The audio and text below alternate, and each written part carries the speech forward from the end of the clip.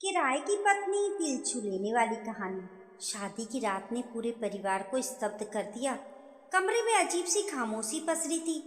बाहर शादी की सहनाइयां अब भी बज रही थी, पर दूल्हे के कमरे में एक अनजान डर अटका हुआ था। दरवाजे पर धीमी सी दस्तक हुई और उसके साथ ही दूल्हे अर्जुन का दिल जैसे धड़कना भूल गया। दरवाजा खुला और भीतर आई एक लड़की, दुल्हन, मगर उसकी आंखों में कुछ ऐसा था जो किसी नई नवेली दुल्हन का हिस्सा नहीं होना चाहिए था। गहरा डर, दर्द और मानो कोई भूला हुआ राज।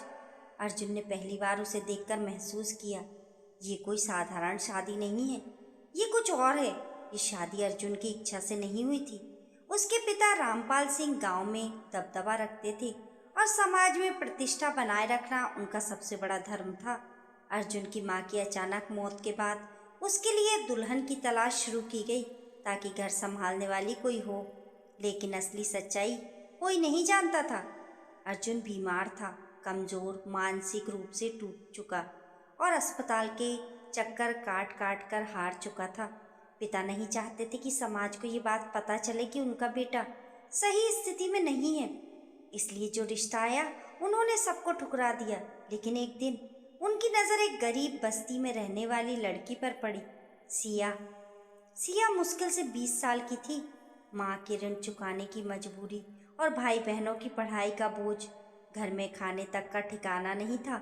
रामपाल सिंह ने प्रस्ताव रखा, 1 साल के लिए शादी कर लो, तुम्हारे घर का सारा कर्ज मैं चुका दूंगा, बदले में बस अर्जुन को संभालना होगा।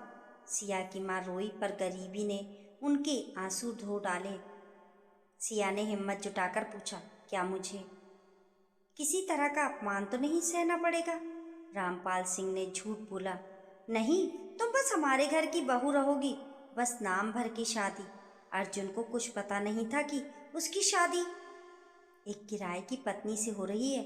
शादी धूमधाम से हुई, पर सिया की आंखें किसी भी तस्वीर में नहीं चमकी।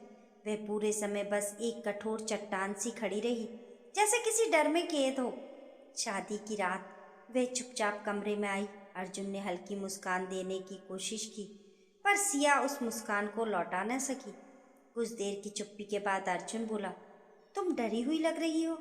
अगर किसी बात का डर है तो बता सकती हो। सिया ने हथेलियां मसलते हुए कहा, मुझे सच कहने की इजाजत है? हर बात की, अर्जुन बोला। और जिस बात ने अर्जुन को हिला दिया वह यही वाक्य था, ये शादी असली नहीं है, मुझे 1 साल के लिए किराए पर लिया गया है। अर्जुन के हाथ से पानी का गिलास छूट गया। किराए पर? उसकी आवाज कांप गई। सिया ने आंसू रोककर कहा, आपके पिता ने मेरे परिवार का कर्ज उतारा है, बदले में मुझे यहाँ रहना होगा। अगर मैं मना करूँगी तो मेरे घर में भूख लग जाएगी। मुझे मजबूरी में हाँ करनी पड़ी। अर्जुन ने सिर पकड़ लिया। उसे ऐसा लगा जैसे किसी ने उसके जीवन का सबसे बड़ा अपमान उसके मुंह पर दे मारा हो।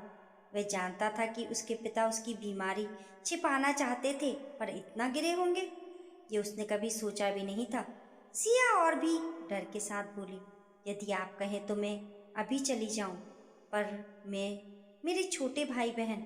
नहीं, बिल्कुल नहीं, अर्जुन ने तुरंत कहा, तुम कहीं नहीं जाओगी, लेकिन ये शादी अब से सच होगी, ना किराए पर ना मजबूरी में। तुम इस घर की असली बहू बनोगी। सिया का चेहरा पहली बार बदला, जैसे किसी ने उसके भीतर बुझती उम्मीदों में थोड़ा सा जीवन डाल दिया हो। अर्जुन ने पिता से सीधा सवाल किया, आपने ऐसा क्यों किया?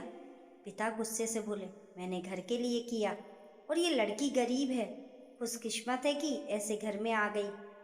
समझदार बनो। अर्जुन चिल्ला पड़ा, ये इंसान है, सामान नहीं। घर में बवाल मच गया, पर सिया को सबसे ज्यादा डर अर्जुन नहीं, अर्जुन की सौतेली चाची और उनकी बेटियों से लगा, जो पहले दिन से उसे नीची नजरों से देखती थी। दिन भर ताने, किराए की बहू, पता नहीं कहाँ से उठा लाए। समझ लो 1 साल की मेहमान। पर अर्जुन हर कदम पर उसके साथ खड़ा रहा। वह खुद टूटे हुए मन से जूझ रहा था, फिर भी सिया के दिल में टूटन न आने देता। धीरे धीरे दोनों के बीच एक अनकहा रिश्ता बनने लगा। चुपचाप समझना, बिना कहे सहारा देना, छोटी छोटी बातों में एक दूसरे का दर्द बांटना। एक दिन घर में एक बड़ी पूजा रखी गई, पूरे गांव को बुलाया गया। अर्जुन की चाची ने जानबूझकर सबके सामने बात छेड़ दी।